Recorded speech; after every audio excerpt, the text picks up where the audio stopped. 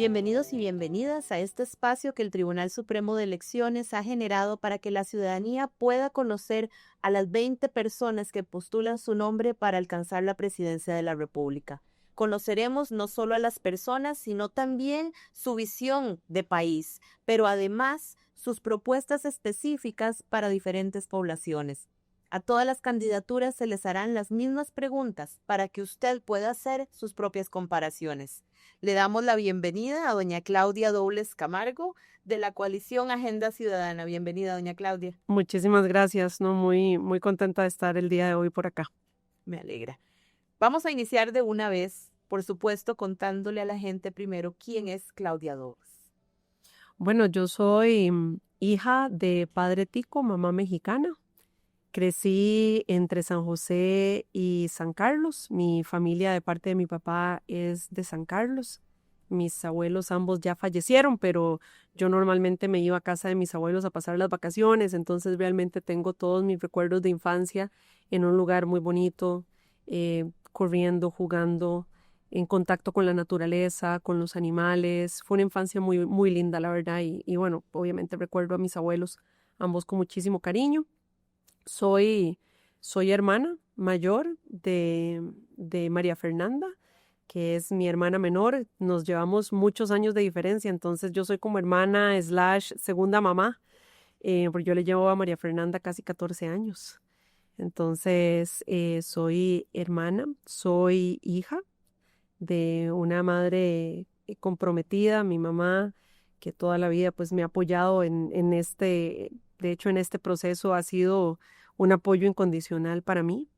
Soy, soy esposa de un compañero que me apoya y que está a mi lado, que también me ha apoyado a crecer, me ha impulsado a tomar retos y riesgos. Y soy mamá de un niño maravilloso,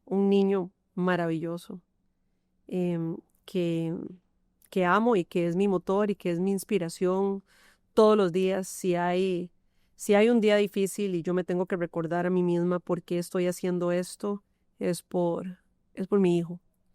Y entonces, eso es un poco de dónde vengo, por qué hago esto y quién soy. Muy bien. Cuando una persona lanza su nombre para ocupar la presidencia de la República, uno dice, tiene una visión país, tiene una idea de lo que quiere construir. ¿Cuál es el país que buscará construir Claudia Dobles y Agenda Ciudadana? Bueno, de entrada, un país que se la cree y que logra soñar, que logra planificar en grande, que cree que podemos realmente brillar. Costa Rica es un país que se forjó con base a personas visionarias, que tomaron en sus momentos decisiones que eran absolutamente fuera de la caja y que tuvieron una visión país, que tuvieron una visión de desarrollo, que nos dio réditos por muchísimo tiempo. Yo creo que es el momento de que hagamos una pausa, podamos repensar ya para este momento con los cambios que hemos tenido como sociedad, como país, los cambios en el mundo, cómo Costa Rica vuelve a tener una visión de desarrollo, una visión de crecimiento, una visión que no deje a nadie atrás, a nadie atrás. Tenemos en este momento muchas familias que lamentablemente no están teniendo las mismas oportunidades que otras familias costarricenses. Tenemos un aumento importante de la desigualdad, nos lo indica así el Estado de la Nación en su último reporte. Y yo creo que estamos viendo una ruptura, no solamente en nuestro tejido social, en nuestro pacto social, estamos viendo un retroceso hasta en las cosas más básicas que dábamos como batallas ya ganadas. Así que yo creo que es el momento más bien de volvernos a replantear, de volver a tener una mirada hacia el futuro, una mirada que nos permita volver a soñar.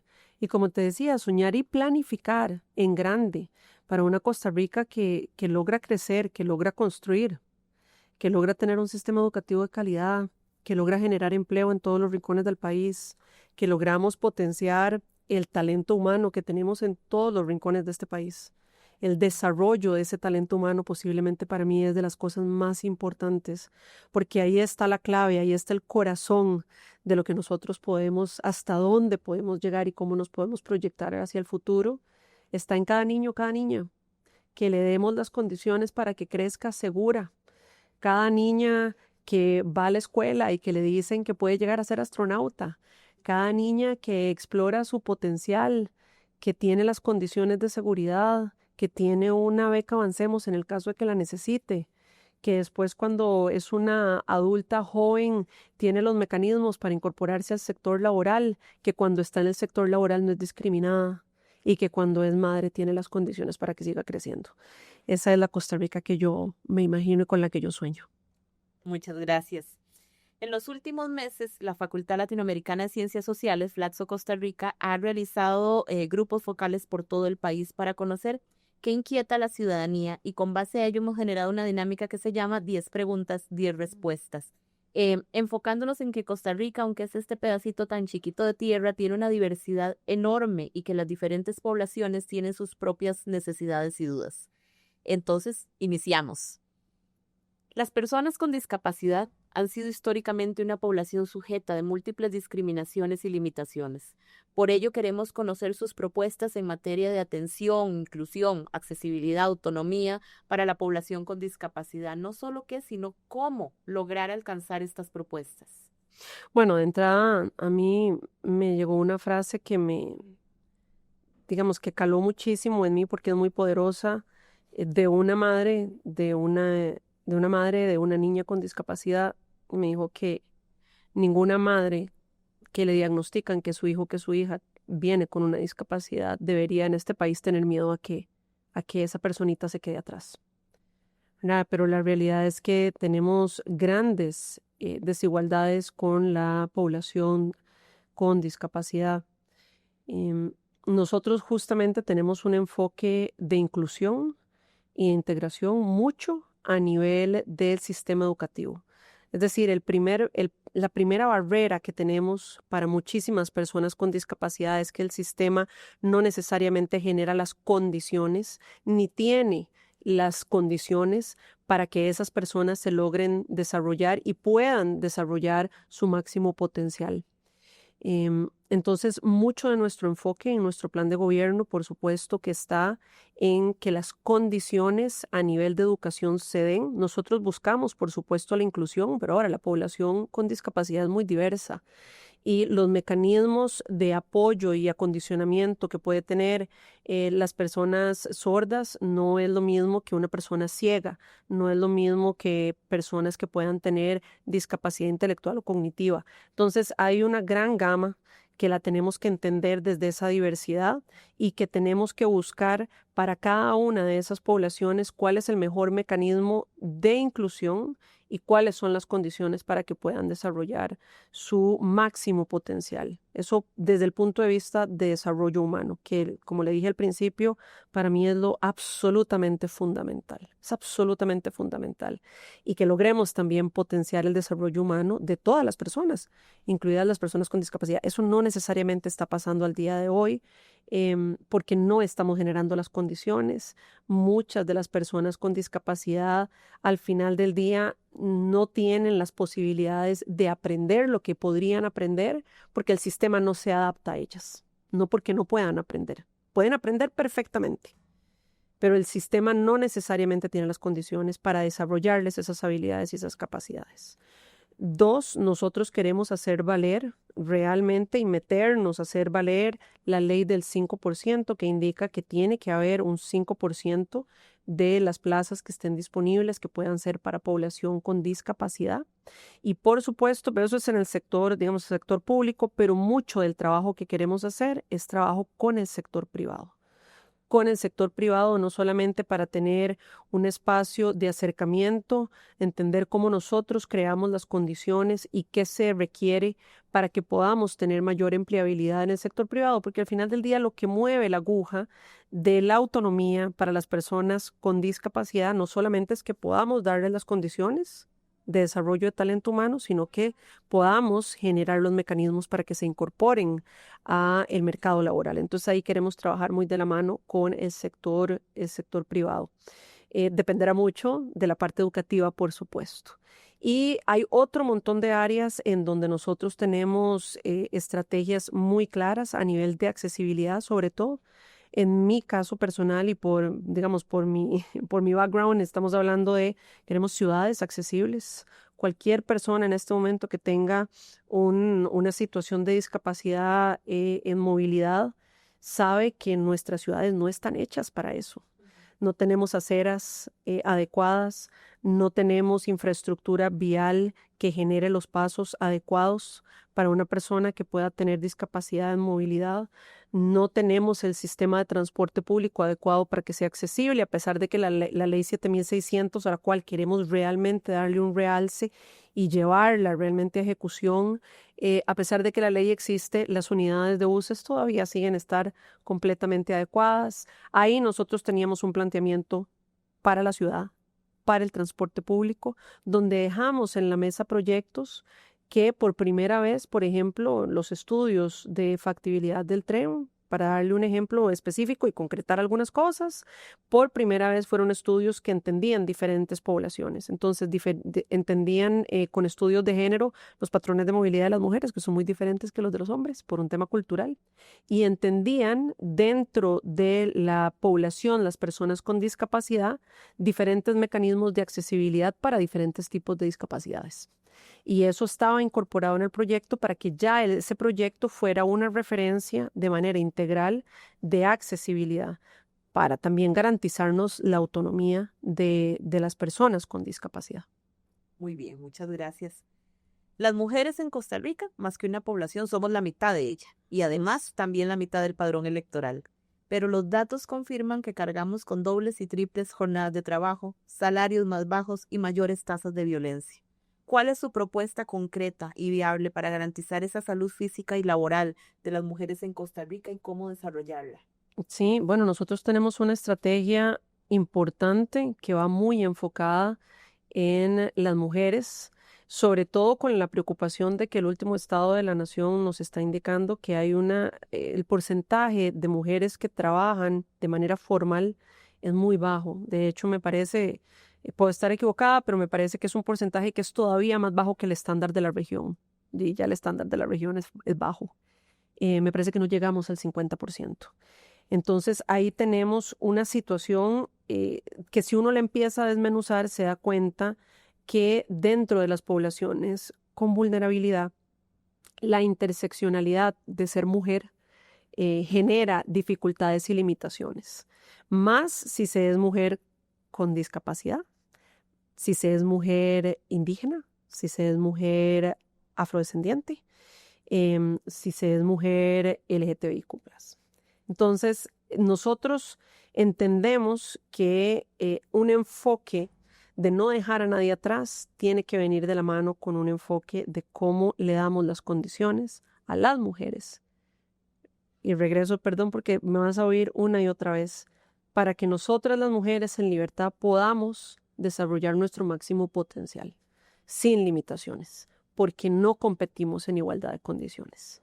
No competimos en igualdad de condiciones cuando ya tenemos un sistema educativo que en muchas ocasiones le privilegia a las mujeres cierto tipo de materias y otras de manera directa o indirecta le dice que esas mejor no. A mí me pasó cuando yo tomé la decisión de estudiar arquitectura, y a ver, yo no voy a decir, pero no fue hace tanto tiempo tampoco, que a mí me preguntaron, ¿usted está segura que usted quiere estudiar esa carrera? Esa carrera es muy dura. Y eso no fue hace tanto tiempo. Entonces, tenemos ya todo un sistema cultural que muchas veces nos limita directa o indirectamente. Y luego no tenemos las mujeres ciertas condiciones para poder seguirnos desarrollando a plenitud como personas, como profesionales. Justamente el Estado de la Nación también, porque lo tengo muy fresco, indicaba que en el sector laboral, porque al final del día, que las mujeres crezcan solo pasa porque tengamos autonomía integral. Y que tengamos autonomía integral pasa no solamente porque tengamos las posibilidades de desarrollarnos y generar capacidades y que eso conlleve que seamos autónomas económicamente. Pero esa autonomía integral, lo que está diciendo el Estado de la Nación es que, por ejemplo, a las mujeres en el sector laboral se les penaliza si son mamás.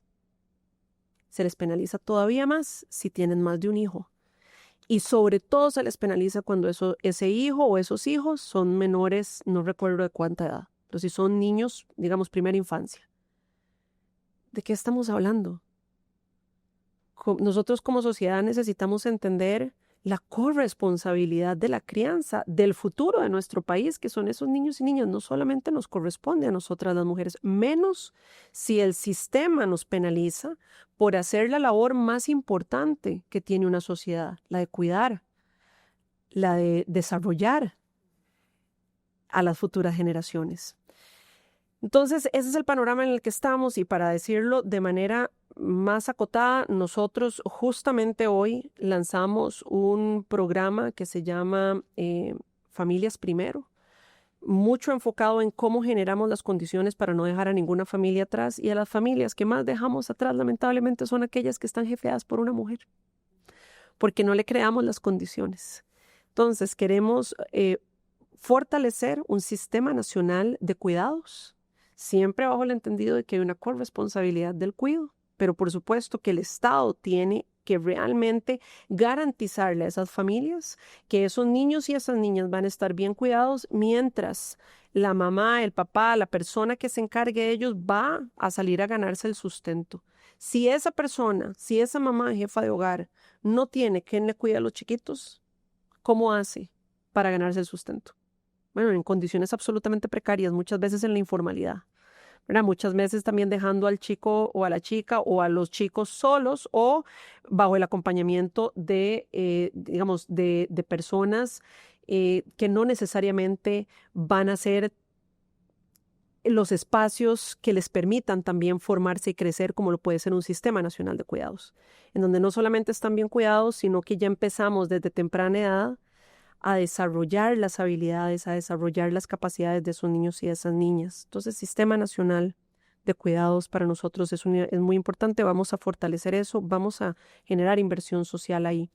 Vamos a generar inversión social en niños y niñas a nivel de sistema educativo. Y ese cuidado de ese niño o esa niña que, por ejemplo, tiene un mejor sistema de comedores, beneficia a toda la familia. Muchas a esas familias jefeadas por mujeres.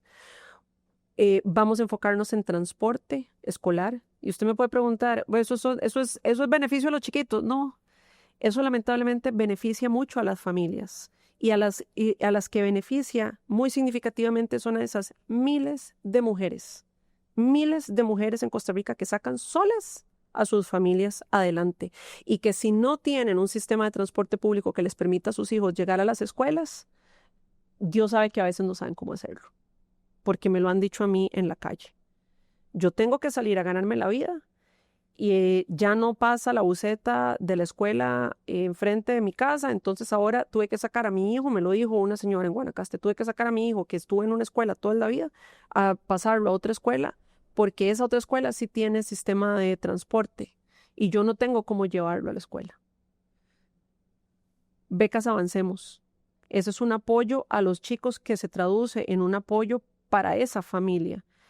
Y si usted se pone a ver, si nosotros tenemos miles de familias costarricenses jefeadas por mujeres, si a usted esa mujer le dice, yo, Estado, tengo el deber de apoyarla a usted con el cuidado de esos niños o esas niñas.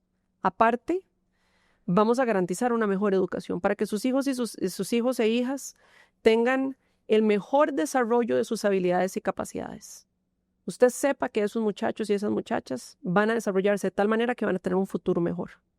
Mientras tanto, le vamos a dar un apoyo mediante una beca Avancemos para que usted, como tiene un sistema de cuidados, pueda ir y pueda capacitarse, pueda ir a ganarse la vida de manera digna y le podamos ayudar con otra agenda, que es una agenda de competitividad, donde queremos ayudar a las micro, pequeñas y medianas empresas, muchas de esas en la informalidad, muchas de esas por mujeres, jefeadas por mujeres, para que puedan salir adelante, quitándoles trabas, dándoles realmente financiamiento diferenciado, por ejemplo, para mujeres emprendedoras, jefas de hogar, dándoles vivienda digna. Esa es parte de nuestro programa Familias Primero. La vivienda transforma la realidad de las familias. Y la gran mayoría de familias, porque lamentablemente en Costa Rica la pobreza tiene rostro de mujer, la gran mayoría de las familias beneficiarias de una vivienda de interés social son familias jefeadas por una mujer sola. Le vamos a garantizar que usted va a poder capacitarse, vamos a cuidarle a los chiquitos como corresponde, en un sistema educativo que les va a generar las habilidades, le vamos a ayudar con financiamiento semilla, le vamos a quitar trabas y le vamos a ayudar con una vivienda digna. Esa es una familia que puede crecer. Muchas gracias.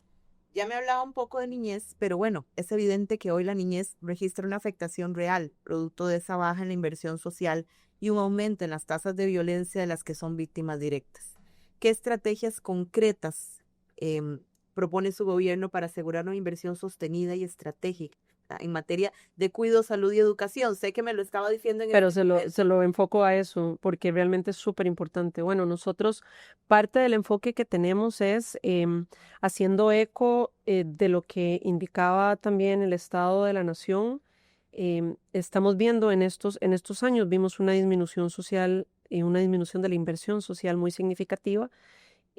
Cuando tenemos ya las condiciones para poder invertir más y el Estado tiene el deber de generar la inversión social efectiva y eficiente para generar movilidad social.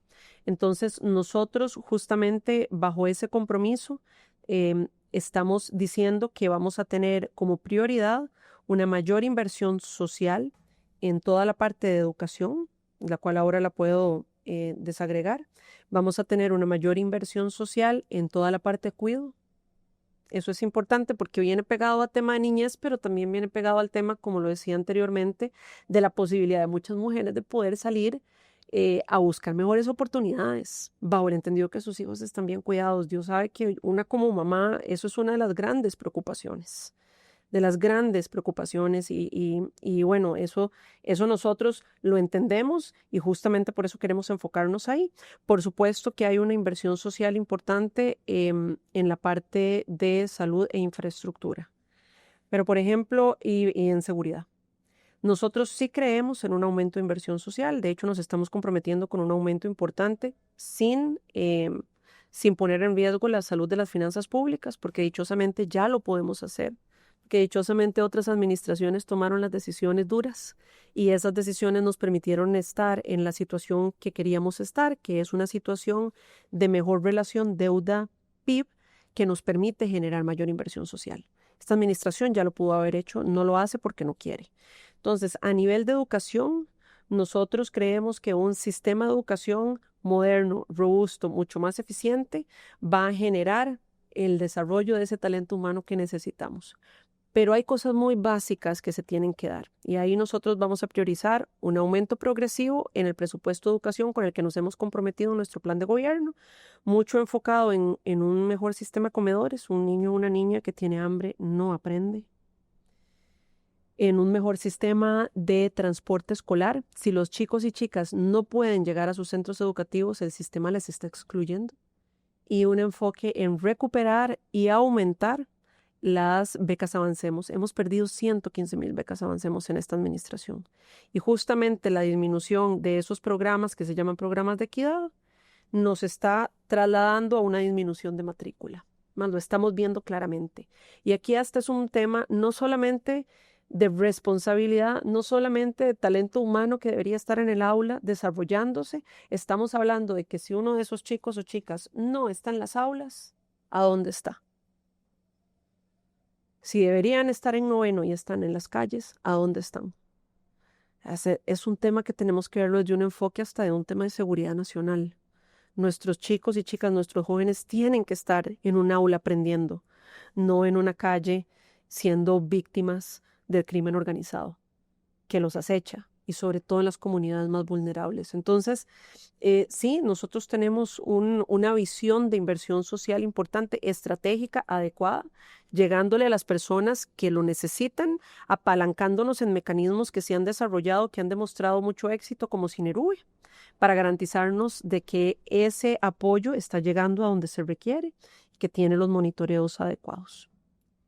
Pasamos de la niñez a la juventud, y la juventud hoy expresa desesperanza, indiferencia, que trabajar o estudiar ya no garantiza independencia económica y que sienten que pierden el país que sus padres y madres recuerdan.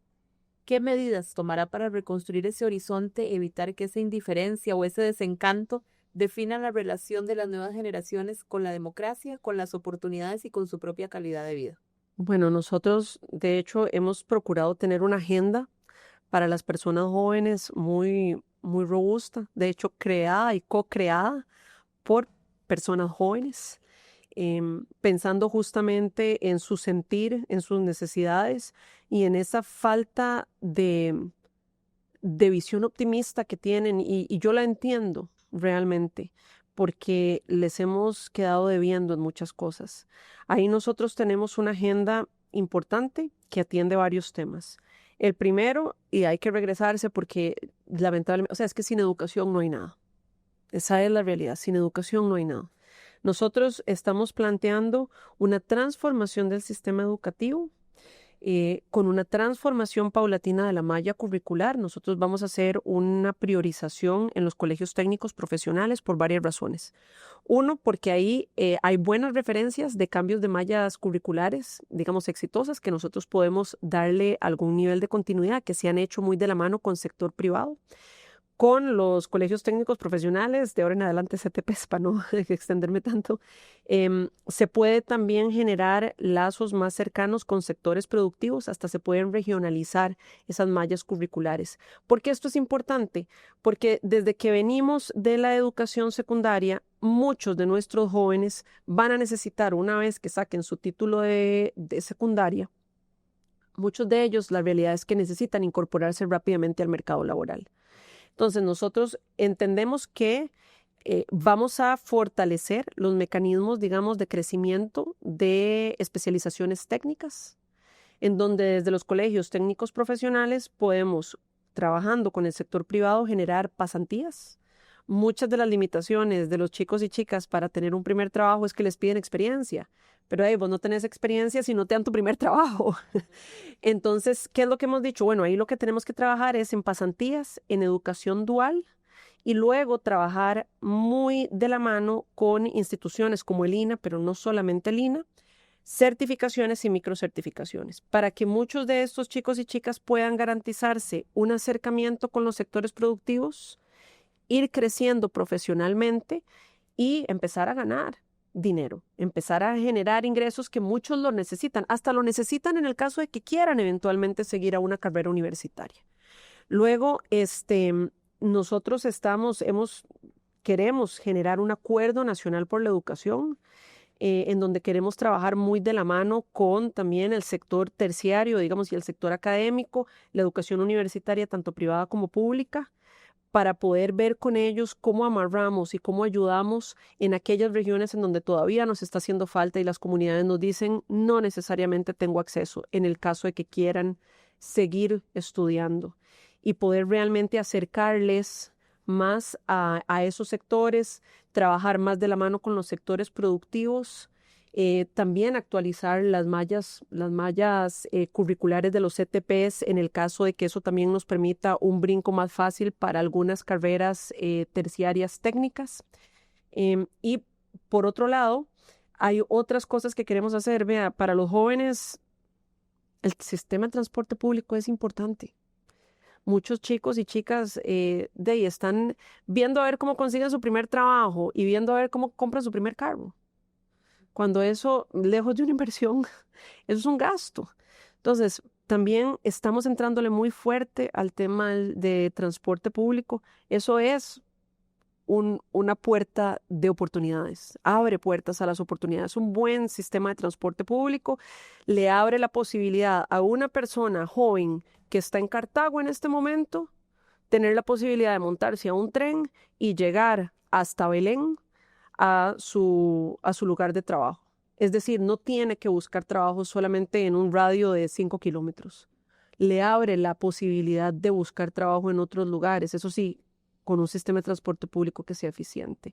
Y por supuesto, queremos trabajar con sistemas financieros, como lo hemos hecho antes. En la administración pasada nosotros sacamos un programa que era un programa de acceso a vivienda para familias de ingresos medios, que fue muy exitoso. Lamentablemente no lo pudimos continuar porque se vino la pandemia, pero fue un sistema muy exitoso, se colocó muy bien y es evidente que hay una demanda. Nosotros queremos trasladar eso, que era para familias de ingresos medios, lo queremos trasladar para un sistema también de financiamiento de personas jóvenes, en donde tengan requisitos diferenciados, que se entienda también que el el crédito que se les está dando tiene que tener otras condiciones, y yo siento, porque lo trabajamos y lo logramos con las familias de ingresos medios, que hay disposición y disponibilidad del sistema financiero de trabajarlo. Lo que pasa es que se necesita tener un acercamiento, sentarse y crearlo, ¿verdad? Eso es trabajar. Un poquito es trabajar. Entonces, habilidades para la empleabilidad, mejora y transformación del sistema educativo, pasantías y educación dual, acceso a financiamiento que eventualmente se puede traducir en acceso a vivienda digna que les va a generar autonomía, sistema de transporte público que les dé libertad de movilidad literalmente y de buscar opciones. Y por supuesto que hay otro montón de cosas que no solamente son para las personas jóvenes, pero que también les van a beneficiar, que están en nuestro plan de gobierno. Pero sí decir que esto es pensado y creado por personas jóvenes, también para personas jóvenes, y yo me he dejado también guiar por ellos y ellas que conocen y entienden por qué no están viendo ese futuro con optimismo y dónde entonces nosotros tenemos que dar respuesta. Muy bien. Tenemos claro que la pirámide poblacional de este país también se está invirtiendo y hoy tenemos muy pocas personas jóvenes frente a una población adulta mayor que dice, entre otras cosas, que sus pensiones no cubren ni medicinas ni alquiler.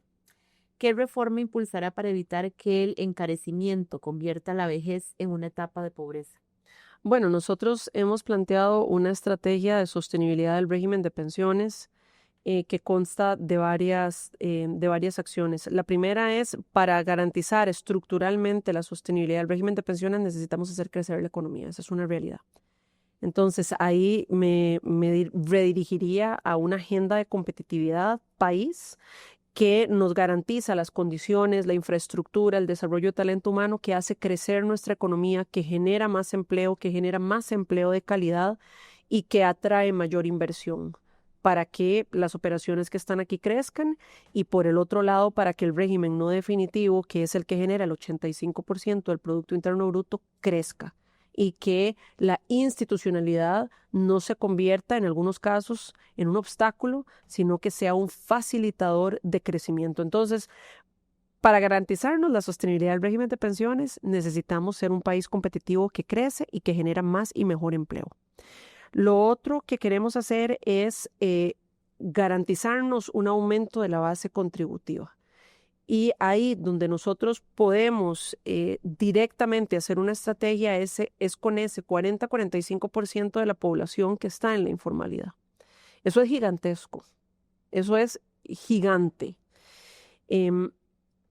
No solamente porque todas esas personas que se encuentran en la informalidad al día de hoy no necesariamente van a tener los mecanismos para poder acceder a una pensión, y eso significa también garantizarse una vejez digna y con autonomía, sino que necesitamos que todas estas personas que están en la informalidad empiecen a transicionar a la formalidad, porque eso nos aumenta la base contributiva propiamente de la caja.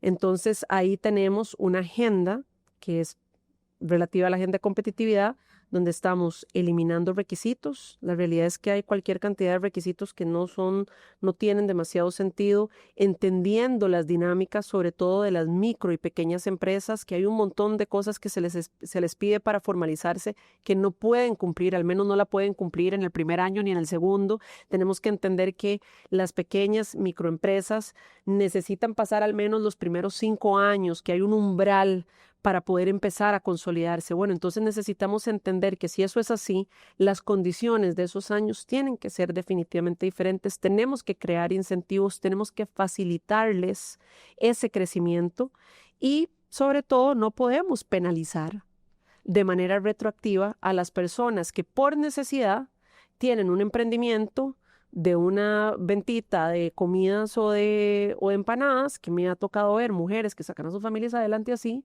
que están en la informalidad, que si el negocio empieza a crecer y eventualmente quieren formalizarse, se les penaliza por los años que no pudieron formalizarse. Eso no tiene sentido. No tiene sentido porque la lógica aquí es que si una persona está en la informalidad, eso significa que esa persona está cotizando 0 colones para la caja. La caja lo que dice es, usted me tiene que cotizar a mí 10. Estoy nada más dando un ejemplo, ¿verdad? Pero esta persona no puede cotizar 10 de quiebra. Su realidad no le da para eso. Entonces lo que hay que hacer es un sistema que conceptualmente existe, pero que en la realidad no está ejecutándose como se debería y no es lo suficientemente robusto, de generar una progresividad para entender que de repente el primer y segundo año no va a cotizar, porque de repente no puede, pero ya lo tenemos monitoreado. El tercer año puede cotizar 1, el cuarto año cotiza 3, el quinto año cotiza 6. Y ya a partir del sexto año de repente puede entrar a un régimen normal. Pero entonces sí necesitamos enfocarnos en eso para transicionar toda esa población a la formalidad y garantizarnos que esa base contributiva también crezca. Si no, no hay forma. Y por último, nosotros sí estamos proponiendo inyectar de fondos extraordinarios el régimen de pensiones para darle sostenibilidad, y en este caso nosotros estamos pensando en tomar los fondos del FLAR para poderlos incorporar al sistema de pensiones y darle sostenibilidad. Pero a ver, nada de eso, por más inyecciones extraordinarias que le metamos, si no logramos aumentar la base contributiva, si no generamos un ambiente competitivo que haga crecer nuestra economía, va a garantizarnos la sostenibilidad en el largo plazo. Muchas gracias. La seguridad alimentaria de los países, incluido el nuestro, es hoy más que nunca una urgencia que requiere acciones claras. ¿Cuáles son sus propuestas reales y viables para los agricultores y agricultoras costarricenses? Bueno, lo primero decirle al sector agro que nosotros creemos en el sector, siempre hemos creído en el sector, nos hemos considerado siempre un movimiento político aliado del sector, y yo veo con muchísima preocupación que es un sector que está muy golpeado, muy disminuido, muy afectado por una administración que no solamente ha mostrado absoluto desinterés, casi que yo diría que proactivamente es como que los quiere destruir. En un momento geopolítico en donde todo es tan convulso y la mayoría de países se están garantizando seguridad alimentaria, y ojo, nada más para aclarar, seguridad alimentaria no es que no se importe, es que se garantice que nuestra producción nacional sigue siendo lo suficientemente robusta como para ponernos un plato de comida sobre la mesa en una situación crítica. Los países en el mundo están enfocándose en su seguridad alimentaria. Costa Rica es como que va por otro lado. El sector agro aparte es uno de los sectores que le da opciones de empleo digno y formal a regiones de nuestro país en donde no hay mucho más. Sector agro y sector turismo. Son 2 motores de generación de desarrollo y de empleo, sobre todo para zonas rurales y costeras. Si el sector agro disminuye y no se está generando otro tipo de empleo, ¿cuál es la economía que sí está creciendo? No solamente la economía de la informalidad, parte de la economía de la informalidad también está en la ilegalidad, y esa está creciendo ahí en esas zonas en donde estamos perdiendo nuestro sector agro. Ahí en esas zonas donde estamos perdiendo nuestro turismo, no hay otra generación de empleo en este momento. Entonces nosotros hemos dicho que aparte de que creemos en la seguridad alimentaria, que aparte de que creemos que nuestro sector agro es un sector pujante, que tiene gran potencial, que forma parte de nuestra identidad como costarricenses, estamos viendo salvar al sector agro y recuperar esos miles de trabajos que se están perdiendo hasta como parte de una estrategia de seguridad nacional. Porque ese sector le da empleo ahí en donde estamos peleando ese territorio con el narcotráfico. Y con el sector agro, para no extenderme demasiado en esta, porque creo que me he extendido mucho en todas, nosotros firmamos un pacto por el agro, que justamente viene el reconocimiento de que es el sector el que sabe en dónde le chima más el zapato, en dónde necesita apoyo. Ese pacto está hecho por varias organizaciones agro, que se dieron a la tarea de hacer 10 compromisos que nosotros consignamos, que nosotros firmamos hace ya, no sé, más de 2 meses, en donde por supuesto que está el apoyo al sector, esquemas de financiamiento reales y diferenciados, y por supuesto están los temas de que al día de hoy pertenecer al sector agro es un sector de alto riesgo, ¿verdad? Cualquier evento climático puede literalmente traerse abajo una cosecha por la cual no solamente se ha invertido amor y tiempo, se ha invertido muchísimo dinero. Entonces queremos retornar no solamente a los seguros de cosechas, sino a los seguros de cosechas indexados, que las personas que se encuentran en el sector agro saben muy bien que estos son seguros, que lo que tienen son, digamos, disparadores, que al pasar un evento climático se hace literalmente como un check y no hay tanto problema para que se les gestione el seguro en caso de una eventual situación climática. Entonces, tenemos una visión de trabajo conjunto, no solamente porque es un sector importante, no solamente porque es un sector que tiene gran potencial, sino porque es el sector con el que podemos llegar también a frenar el avance en algunas zonas del crimen organizado y narcotráfico. Las zonas rurales y costeras, a veces pareciera que la única oportunidad, entre comillas, para muchas personas es migrar o caer en las redes del crimen organizado. ¿Cuál es su plan real para generar empleo digno fuera del gran área metropolitana en los primeros 2 años de gobierno? Bueno, lo primero es recuperar los empleos que ya perdimos en agro y turismo, que son miles. Es decir, no estamos hablando de un tema menor.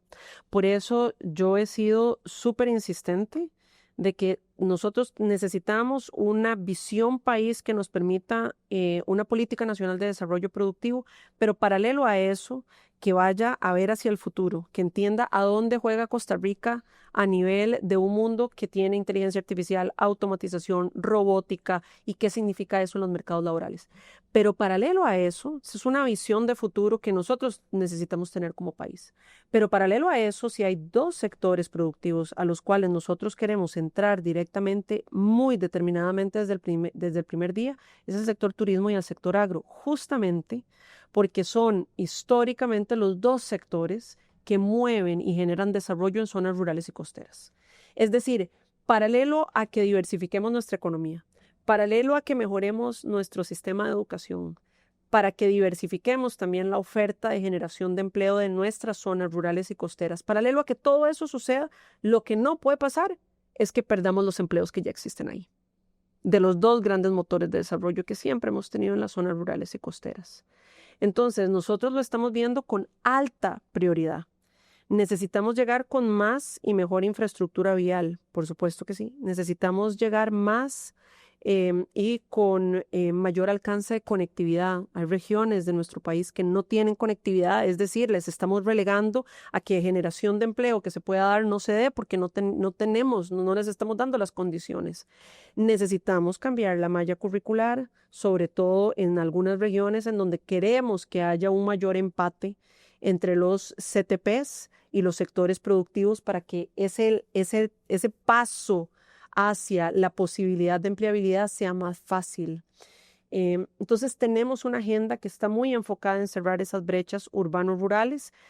Pasa mucho de entrada por sentarse a hablar con los 2 sectores que al día de hoy dan empleo ahí y que están perdiendo empleo. El sector agro está viendo su huella muy disminuida, muy disminuida. Entonces, si nos ponemos a hacer un cálculo, y yo que estuve por la región Chorotega hace poco, el sector agro ha perdido cualquier cantidad de empleos en Guanacaste. Mucho del sector agro guanacasteco que se ha disminuido, por ejemplo, es el sector arrocero. Esos empleos se perdieron. No tenemos datos de que haya un crecimiento de generación de empleo formal por ningún otro lado. Pero esas familias no necesariamente en este momento se encuentran en pobreza extrema. Y lo que está diciendo el Estado de la Nación es que muchas de ellas dicen que sus ingresos ahora son de fuentes no registradas. ¿De qué estamos hablando? Entonces nosotros sí estamos viendo un enfoque de territorio muy fuerte, agro y turismo de inmediato, condiciones que habiliten diversificación y desarrollo de talento humano futuro. Muchas gracias. Los pueblos afrodescendientes y las comunidades indígenas señalan abandono estatal y decisiones tomadas desde San José sin conocer la realidad territorial. ¿Cómo piensa gobernar para territorios que históricamente no han sido escuchados? Participándoles, por supuesto, las decisiones que se tomen para esas poblaciones no pueden pasar sin esas poblaciones presentes de manera activa, de manera consistente, de manera sostenida. Entonces, nosotros tenemos un planteamiento absolutamente respetuoso, bajo el entendido de que sí hay que tomar acciones importantes de cerrar brechas en algunas comunidades, muy particularmente, por ejemplo, tenemos condiciones de desigualdad a nivel del alcance de servicios públicos en muchas de las comunidades indígenas. Eso tenemos que avanzar, tenemos que garantizarle a todas las personas de Costa Rica, no importa en dónde estén, que van a tener servicios públicos de calidad.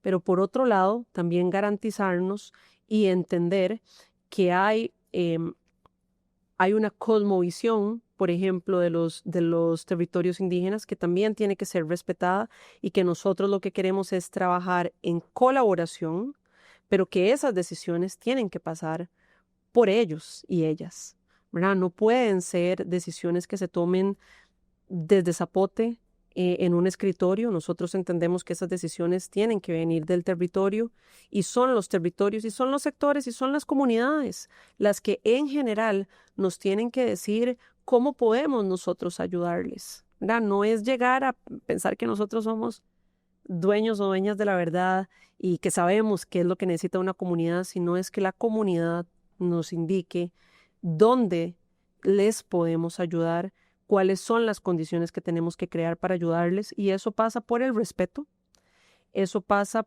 por el reconocimiento de que Costa Rica es un país diverso y que esa diversidad necesita de una sensibilidad y tercero y más importante de una participación activa de todas esas voces.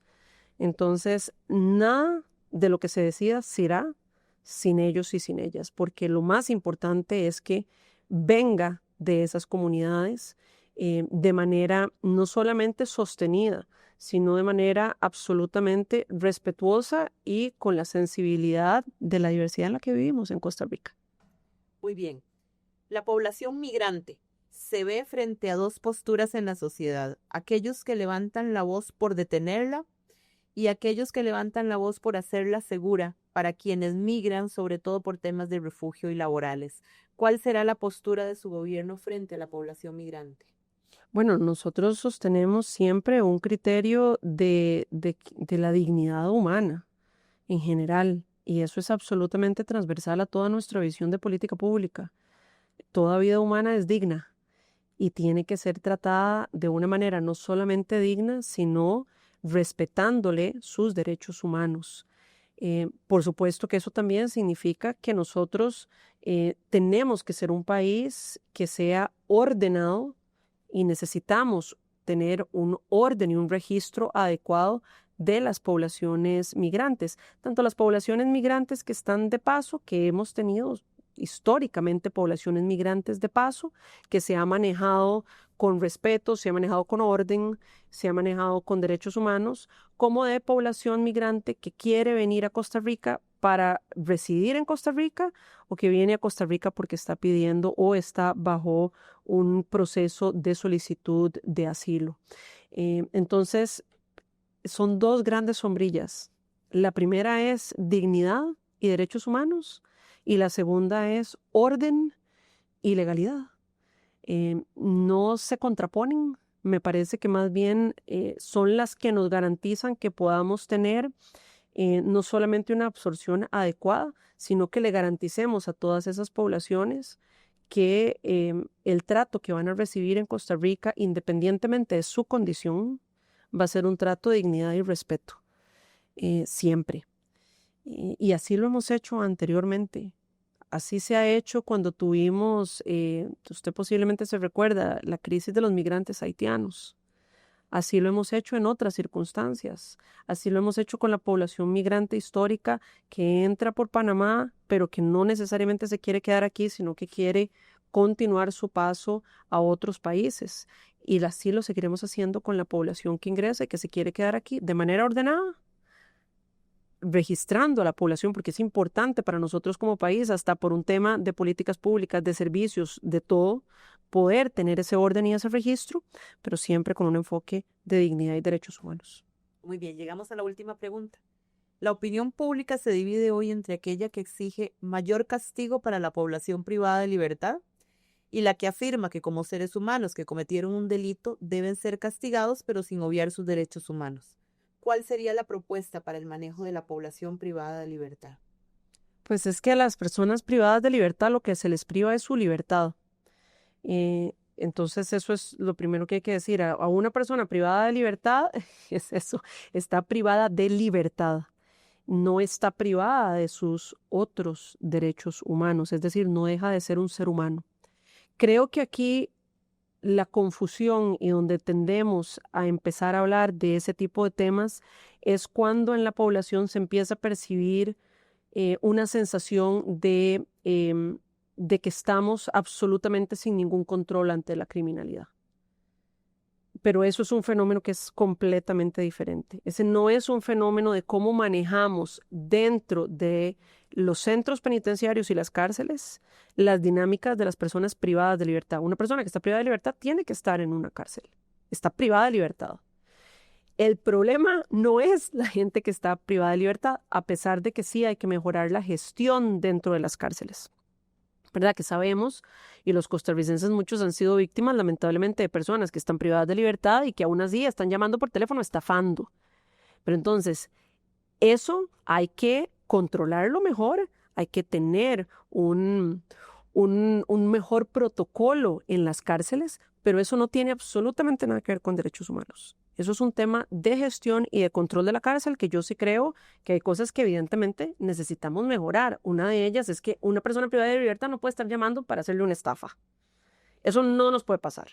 Pero dicho eso, creo que estas narrativas se empiezan a colocar cuando empezamos a ver que no hay ninguna acción de parte del Ejecutivo para realmente controlar la ola de criminalidad, la ola de homicidios que tenemos, en donde ya superamos los 700 homicidios, donde tenemos cualquier cantidad de víctimas colaterales, muchas de esas víctimas colaterales menores de edad, y víctimas colaterales que literalmente estaban en el lugar y en el momento equivocados porque no tenían absolutamente nada que ver.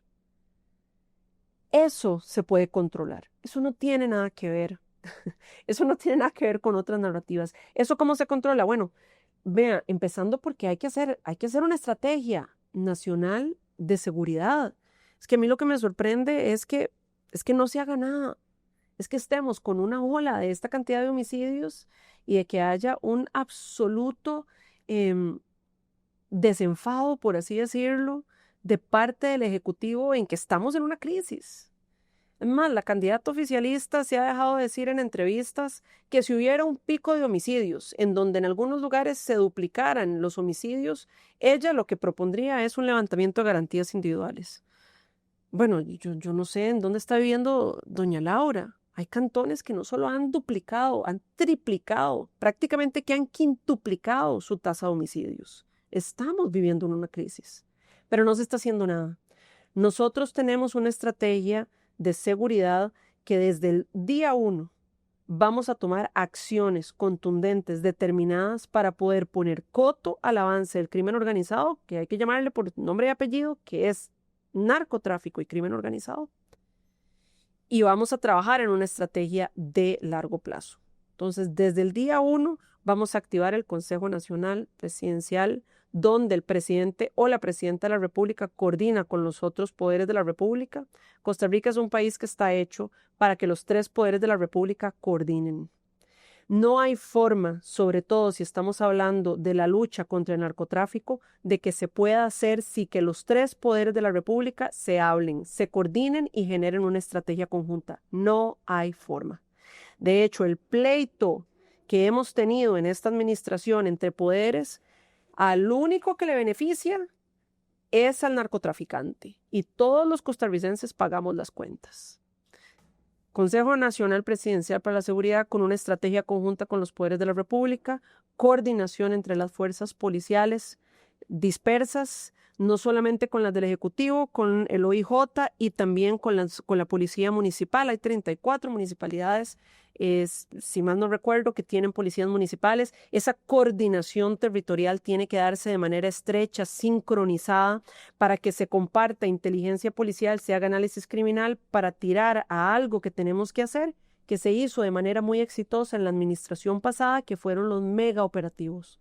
Es posible que algunas personas recuerden, los megaoperativos eran despliegues de la fuerza policial importante en aquellas zonas que esa coordinación, esa inteligencia policial y análisis criminal de todas las fuerzas policiales tiraban que había que ir a ese lugar, hacer un despliegue fuerte, hacer contención, recopilar mayor información y sobre todo en los megaoperativos se generaba cualquier cantidad de incautación de armas ilegales. La incautación de armas ilegales tiene un impacto directo en bajar los homicidios, porque en Costa Rica el sicariato utiliza armas ilegales, no armas registradas. Entonces, si los megaoperativos incautan esas armas, literalmente le estamos quitando el arma al sicariato. Si paralelo a eso robustecemos nuestros mecanismos de control de fronteras, para comercio ilegal, mucho de ese, armas ilegales, no solo armas, ¿verdad? Entran muchas cosas de manera ilegal. Si fortalecemos nuestro control de fronteras y le quitamos las armas al crimen organizado, vamos a tener un impacto significativo en los homicidios.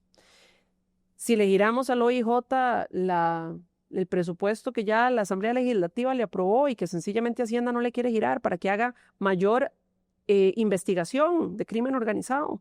Si regresamos la Academia de Guardacostas, ¿a qué? Pues donde hay costa, que pareciera muy obvio, pero en este momento están intentando generar una Academia de Guardacostas donde están entrenando en una piscina. Si reaperturamos el punto de guardacostas de Bahía Draque, que técnicamente no hay forma de explicar por qué lo cerraron, si sabemos que por ahí nos ingresa la droga. Si volvemos a colocar a la Policía de Control de Drogas en nuestros puntos fronterizos, donde sabemos que ellos son los que tienen la experticia para poder detectar que nos está ingresando droga. Todas esas cosas se pueden hacer desde ya. Es más, no se requiere de nada más que voluntad política. Pero como eso no sucede y como la percepción del incremento de la violencia y de la inseguridad crece, se empiezan a colocar narrativas de que no tienen relación. El trato que reciben los privados de libertad dentro de las cárceles no va a tener necesariamente un impacto, digamos, más allá de que sí, no pueden estar haciendo llamadas telefónicas. Eso es un tema de control de la infraestructura, pero eso no va a tener impacto si no tomamos control del territorio, de nuestras calles. Y paralelo a eso, generamos una política de prevención donde nosotros estamos planteando que así como vamos a hacer megaoperativos, anteriormente así llegaba un programa que se llamaba Sembremos Seguridad. Sembremos Seguridad era un programa de prevención, ahí en esas comunidades más vulnerables, en donde el crimen organizado estaba avanzando, necesitábamos más presencia también de las instituciones para garantizarnos que eso no siguiera creciendo. Entonces, hay muchas cosas que se pueden hacer. De hecho, hay muchas cosas que esta administración podría hacer. Nosotros le dejamos 7 acciones a la administración, al caso de que no tenga ninguna ruta, que al parecer no la ha tenido en estos 4 años, que por lo menos en los últimos meses empiece a implementar algo. Antes de hablar de levantamiento de garantías y de otro montón de cosas que con toda honestidad, si no hemos hecho ni siquiera A, B y C, ¿cómo vamos a estar hablando de Z? Cuando Costa Rica nunca en nuestra historia de nuestra segunda república al menos, nunca hemos experimentado un levantamiento de garantías individuales. Los costarricenses no saben qué es eso. Menos si no se ha hecho absolutamente nada de lo que ha estado en capacidad del Ejecutivo para bajar la criminalidad. Muchísimas gracias, doña Claudia Dobles Camargo, de la coalición Agenda Ciudadana. Y a las personas costarricenses, este es un esfuerzo que hace el Tribunal Supremo de Elecciones para que usted pueda comparar las propuestas de las 20 personas que aspiran a la presidencia de la República y pueda usted emitir un voto informado.